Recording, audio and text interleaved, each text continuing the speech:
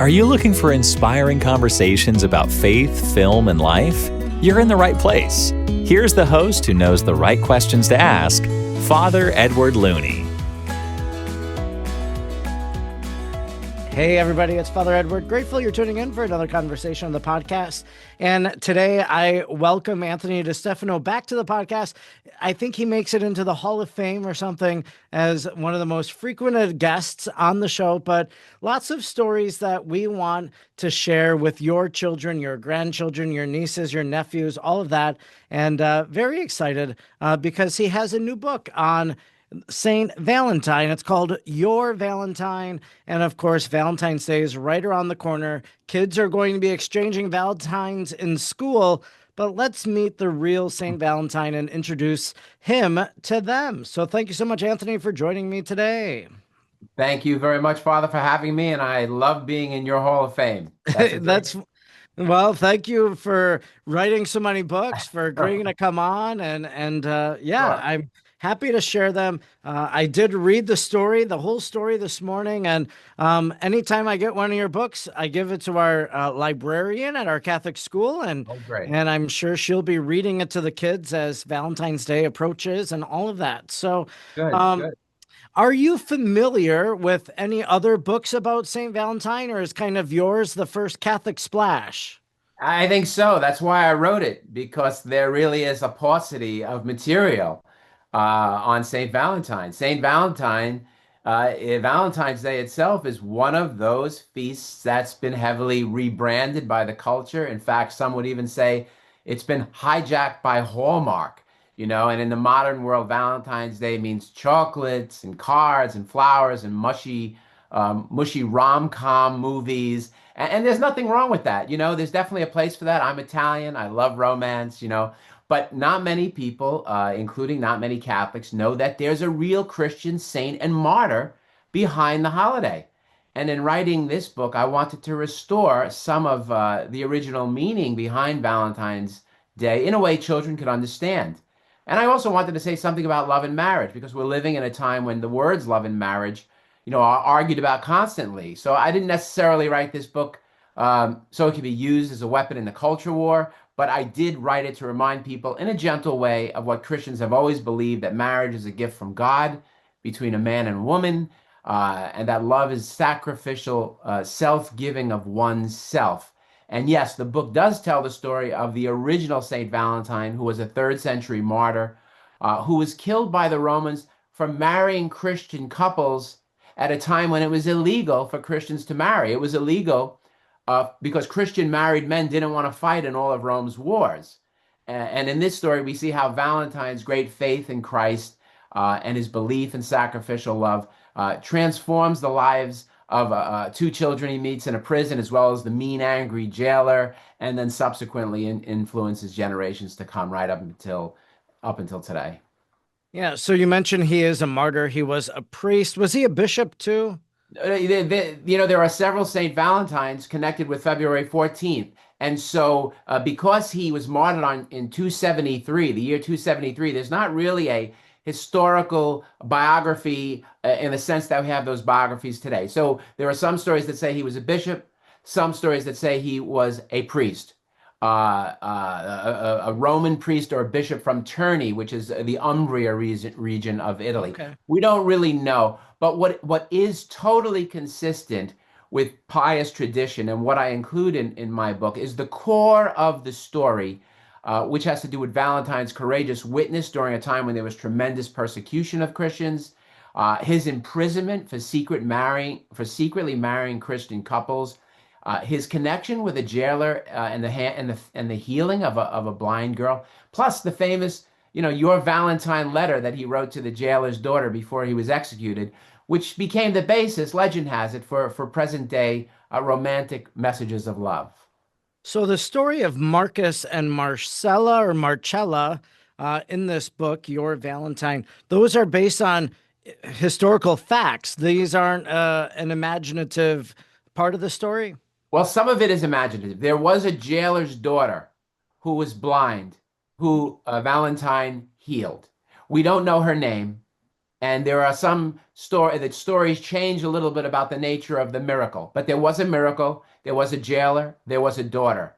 Uh, Marcus, the friend of Marcella, is someone that I invented. I did put this invention here so that it could talk about friendship and the real meaning of love, which is self-sacrifice. I think kids need more stories today in which friendship is not just about hanging out.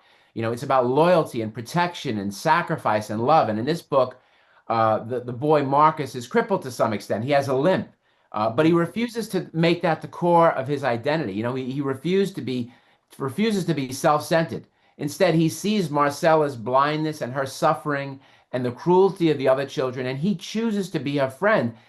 And that matters a lot farther because during middle childhood, which is roughly between the ages of 6 and 10, kids are learning how to be empathetic, learning to step outside themselves and notice what someone else is going through. So in terms of what I hope kids will learn from these characters of Marcus and Marcellus, I hope they try to behave more like Marcus, notice things, be empathetic, be sympathetic, step in, don't take part or allow bullying of any kind, and instead try to help and guide whoever that isolated kid is. And be like Marcella too, try to receive friendship with gratitude and then later pass it on too. Yeah, in your mind, as the story plays out, beyond what's on the written page here, do you envision that Marcus and Marcella maybe one day they marry themselves? Oh yeah, oh yes, and at the very end of the book, I actually do hint at that. But I didn't want it to be a romance between two Sure. young people. That's not what this book is about. That's the last thing. But yes, I wanted to have a close friendship, and yes, there's a hint that later on, when they become adults, they join together as man and wife. And this time, after the roles are sort of reversed, whereas when they were children, Marcella is blind and she needs Marcus to help her lead her because she's blind. After her miraculous healing, her cure by Saint Valentine, when they grow up, it's Marcus, the one who still has a limp. And so she's able to then help him. So it's two Hmm. people helping each other, and which is, part of a definition of what marriage is all about, this mutual self-giving, which is a reflection of the marriage between Christ and his church. I really appreciate kind of some of the insights that you've given, kind of your own wish for the story, the fact that you want it to be about friendship and looking out for other people and kind of some of those themes that interviews like this help to draw that out so that maybe a listener, a grandparent, a parent who hears that will be able to communicate that to the child because maybe the child isn't able to deduce that themselves and they need somebody to kind of point that out. But, these are beautiful little things that can be drawn out of the text as we see it happen in a story. So, yeah, I truly appreciate that. That's something I'll be sure to share with our librarian as she probably will read this book to our school kids and probably just something to emphasize, an awareness and concern for other people. So I love that we got that kind of inside scoop into your intention as a part of the story. So tell me a little bit about the illustrations and the illustrator. Do you typically use the same illustrator for all your books, or is this a new illustrator to you? What can we take away from the illustrations? I choose the illustrator based on the meaning and the message of the book. So I change illustrators frequently. Um, for a book like Our Lady's Wardrobe, which was a big bestseller about the Blessed Virgin Mary, I wanted someone who could do photorealistic work because I wanted to show people that Mary is real. She's alive in heaven with her assumed glorified body right now. I didn't. She's not an imaginary work of fiction or a fairy tale. So I wanted someone who did photorealistic work.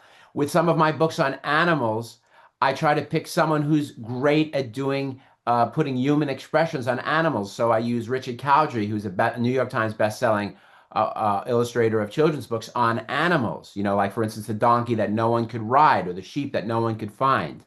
But this book was special because it sort of combines elements of all of that. And it's very cinematic. This shows ancient Rome and it shows the interiors of dark and gloomy jail cells, and it shows a miracle. So I wanted someone whose illustrations have a sort of cinematic quality to Hmm. them. And in this particular case, I used a man named Antonio Javier Caparo. Beautiful name. And he previously did a book for me called How the Angels Got Their Wings, a Uh, book on the angels. And I chose him, again, not just because of his technical skill, though he has a lot of that. I chose him because he has this cinematic quality about his work. He uses this glowing type of Rembrandt light, very expressive faces, big panoramic scenes that make you feel like you're actually stepping into ancient Rome, and you can see this incredible range he has throughout the book, the grandeur of the empire, the dark, dingy prison interiors, the tenderness of Bishop Valentine when he takes Marcella's hand, and the beauty of the miracle scene where the light actually becomes very tangible. And Father, these effects, they matter for children because picture books, and this is the important point, I think, for your librarian too. Picture books are felt before they're read and analyzed. The artwork can carry emotion and atmosphere and meaning. G.K. Chesterton said there is a line that goes directly from the eye to the heart hmm. that bypasses the brain.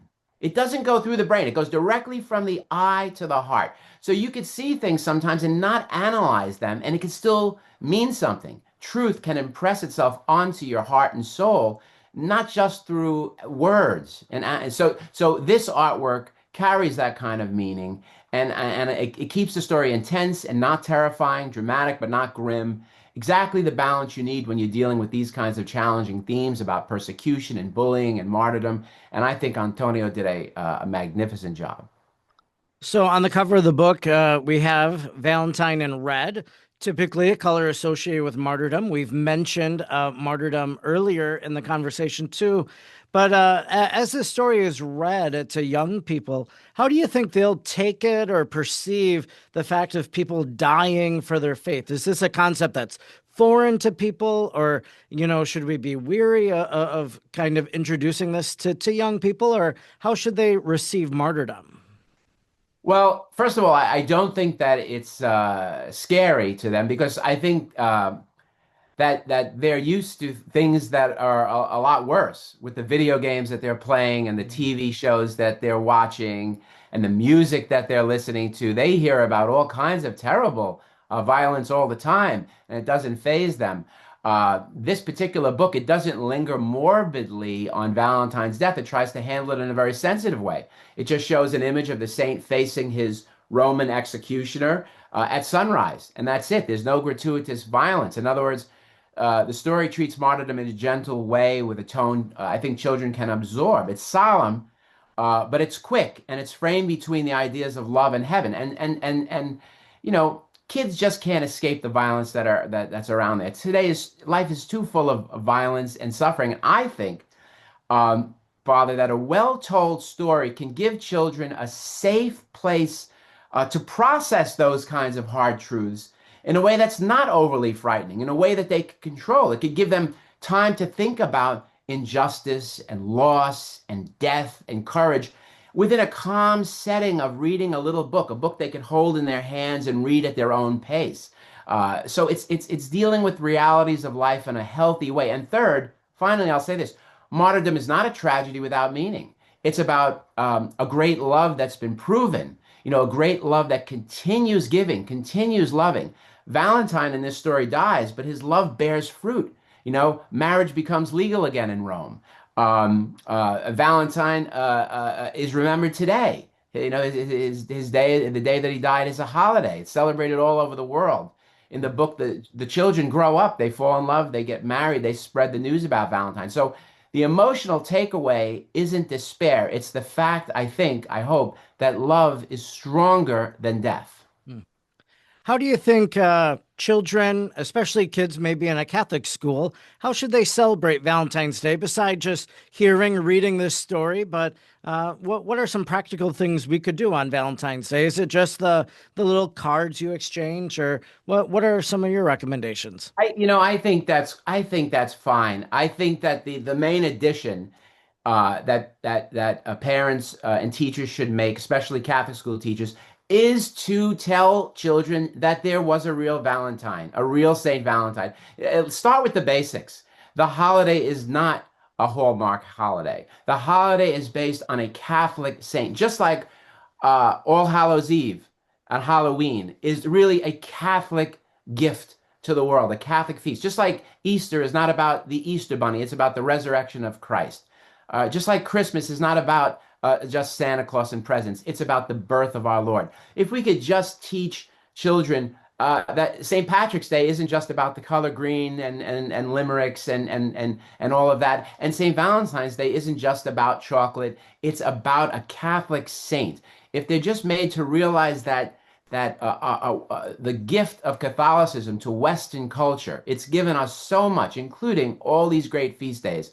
And if they could read a book like mine, or if they want, if they're older, go to the Wikipedia page and read about Valentine there, or in the Catholic Encyclopedia. Just help them get it through their heads that this is a gift of Christianity, a gift of the Catholic Church to the world. Well, in our past conversations, I've pointed out to you that, you have your Halloween book now that kind of on All Souls Day and the visit to the cemetery, a beautiful little story that you told there. You have your Christmas stories that you've told. You have an Easter story. Now you have a Valentine's Day story. So, you have Thanksgiving left.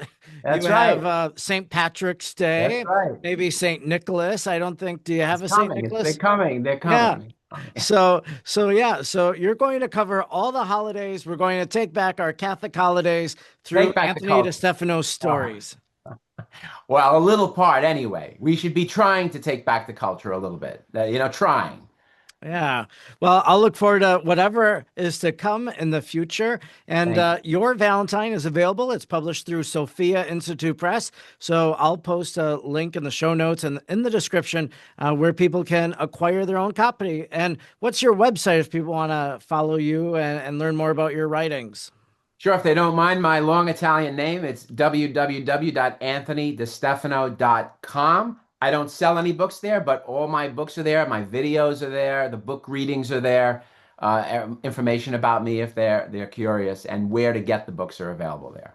Yeah, we're recording this on January 27th, and just tomorrow, which is the 28th, this will come out after the fact. But just so you know, I saw that, you wrote kind of this, I don't know, self-improvement book. The title is escaping my mind right now. 30 days to your new life. Yeah, that's it. And they're doing that as a book study at the Cathedral Bookstore in Green Bay. And so people in the Green Bay area have been reading your work, and probably a great way for them to have started the new year off, 30 days to a new you. So and it's a guide to transforming yourself from head to soul. So it's not just a self-help book. It puts a governor on the self-help movement, but it's not just about self-help, it's about God's help. And that's the key to the book.